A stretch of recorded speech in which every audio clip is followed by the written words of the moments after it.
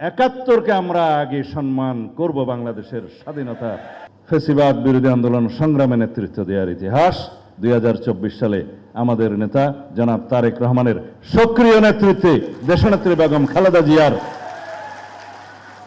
নির্দেশনায়, অনুপ্রেরণায়, তার সাহসিকতায় আমরা বাংলাদেশকে মুক্ত করতে পারলাম। অবশ্যই ছাত্রগণ অভ্যুত্থানে যারা শহীদ হয়েছেন, ভূমিকা রেখেছেন, ছাত্র নেতৃবৃন্দ যারা নেতৃত্ব দিয়েছেন, সকলের অবদানের প্রতি আমরা স্বীকৃতি দেই। এটাই আমাদের উদারতা।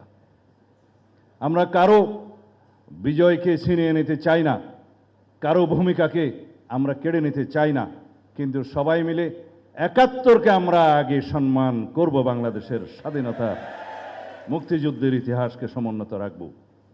তারপরে আসবে 75, 79, 90, 24 সকল কিছু।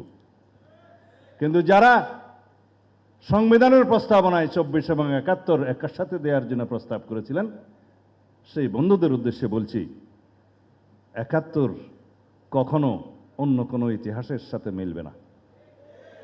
বাংলাদেশের সবচাইতে গৌরবজনক অর্জন বাংলাদেশের স্বাধীনতা, মুক্তিযুদ্ধ, স্বাধীনতা সংগ্রাম এবং স্বাধীনতা যুদ্ধ।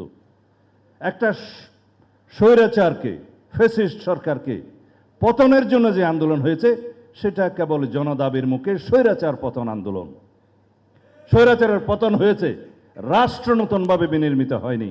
রাষ্ট্র আমাদের ছিল, অর্জিত হয়েছে লক্ষ প্রাণের বিনিময়ে। সেই রাষ্ট্রের স্বাধীনতা সার্বভৌমত্বকে রক্ষা করতে হবে। কোনো স্বৈরাচার যাতে বাংলাদেশে পুনরায় প্রতিষ্ঠিত না হয়, আগমন না হয়, উৎপাদন না হয়, উৎপত্তি না হয়, সেই লক্ষ্যে আমরা গণতান্ত্রিক চর্চা করতে থাকব।